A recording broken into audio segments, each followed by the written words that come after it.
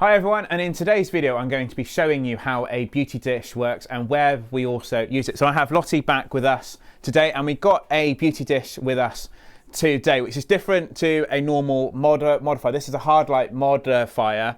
Normally you often see me using Oxboxes, but today I'm going to explain a beauty dish. So first of all, they are a little bit different to a softbox. So if you want to come round, I'm going to explain how a beauty dish works.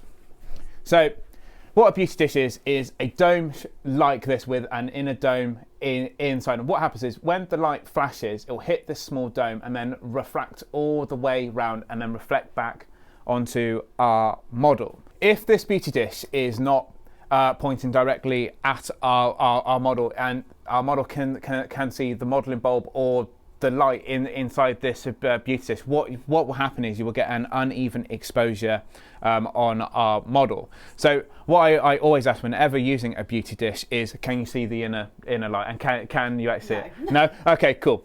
Right then. Okay, so we are going to be showing you different uses with the beauty dish. If you have got a grid as well to put on this, and also a sock, which I'm going to explaining a little bit later. So I'm going to be shooting some headshots of Lottie. We're going to be looking at the catch light as well, and the fall of light, which is why we're also using a white backdrop. I've got a 70 to 200mm lens today, just so I can get some nice close-up portraits of Lottie. I'm going to be shooting at 200th of a second, f8, 100 ISO. Now we've got this dead on to Lottie, so we're going to be doing a bit of a butterfly lighting effect with us today. But just to actually show you how it is, I'm just going to take a couple of test shots. Now what I should have done before taking photos is I should have put this boom arm over so that I've got a gap underneath. So I've angled this so that I can shoot just past this boom arm, and this beauty dish is still hitting Lottie directly.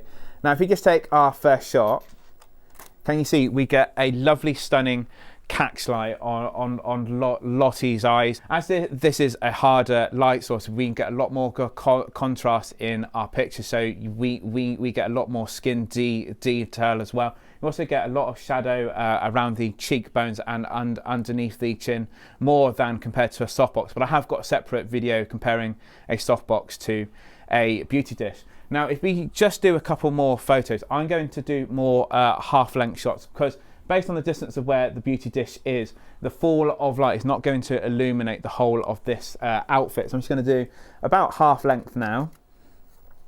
And we're just going to grab another shot here.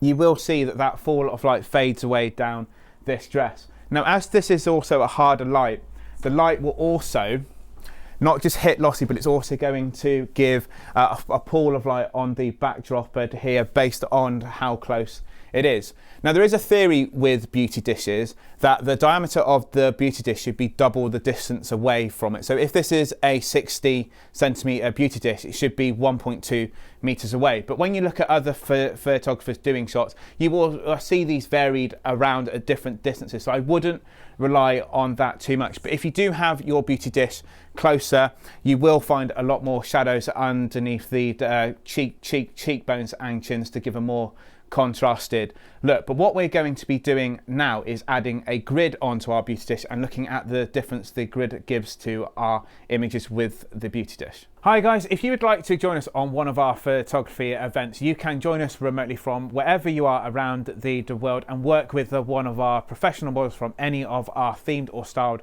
events at our studio. So as long as you don't have a computer with Zoom, you can log in and take pictures with us, and we can send them over to you. This gives you a chance to work with the team here and work with those models that you've seen in various videos. We can't wait to actually see you there. There is an exclusive offer you can find in the description of the video, and we can't wait to see you all there. Enjoy the rest of the video.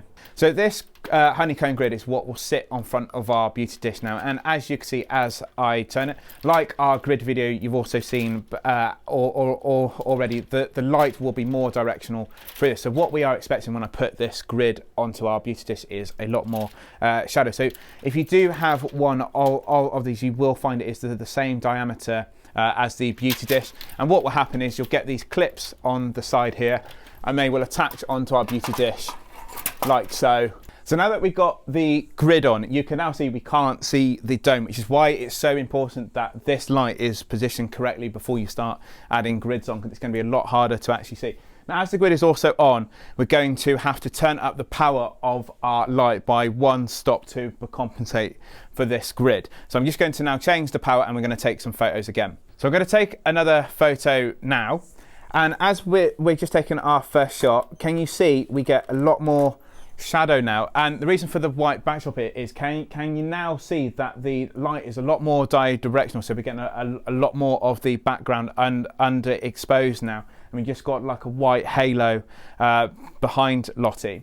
So that's what a grid will actually do, is focus the light.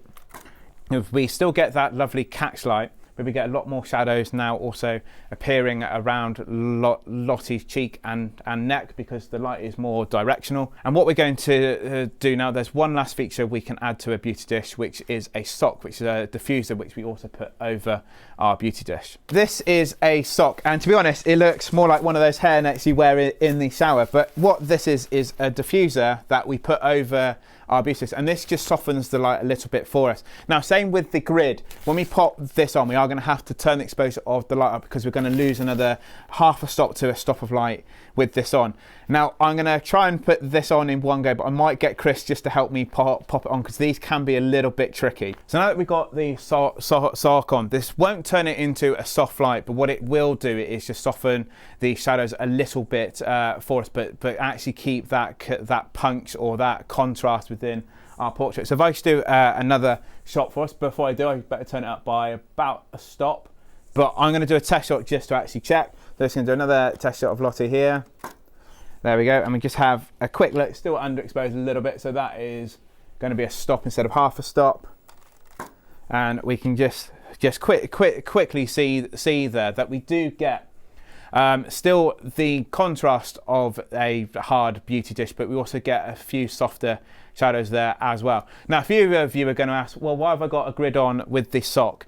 You can put the sock on without the grid, and what we will do, we'll take the grid off, put the sock back on, and then you can have a comparison of the difference too. So we've got the sock now back on. So this is the beauty dish with no grid, just the sock. So what we are expecting to actually happen is we'll get that spread of light also hitting the backdrop from the beauty dish, but the shadows should just be a little bit softer, but keeping that contrast in our picture. So if I just do another shot now, we should now see that lovely effect with the beauty dish. But you probably notice now, if we put a shot up from this without the sock and just a beauty dish on its own, the shadows are also a lot softer, but we do still get that spill on the backdrop too. So what I want to finish doing now is I'm going to move the beauty dish and show you what happens if you don't have it correctly positioned. As explained, you may get an uneven exposure on our model. So as mentioned before, if you have this beauty dish in the wrong position, I've moved the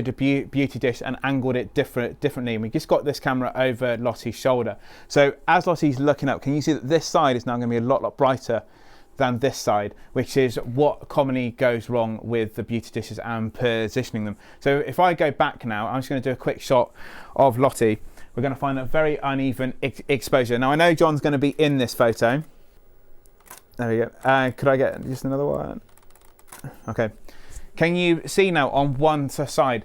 One side of Lottie's face is now a lot brighter than the other, and that's because there's a lot more light hitting Lottie from this side than that side. Now, if you do put the diffusion sock in front, you will also get the same effect, but maybe not as noticeable, but it will still be there. So you are better off spending just a few minutes and getting this in the correct place. So just to finish off this video, I thought we're just going to add some kick lights in and just show you a bit of a fashion look with the beauty dish, because you've seen it now for a beauty look. Let's show you it more for a fashion look. So I've moved the beauty dish much further back now, and we've added 2 kick lights. So this power hasn't changed. Those are on about a quarter power, equally the same power to get an even kick light on either side. And we're just going to shoot Lottie 3 quarter lengths against here, and we should get a really lovely effect there.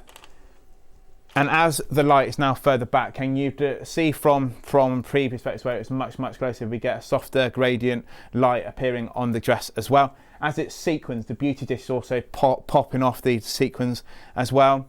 in the images. So you may want to pick a hard light to also show off shine and texture on your images too.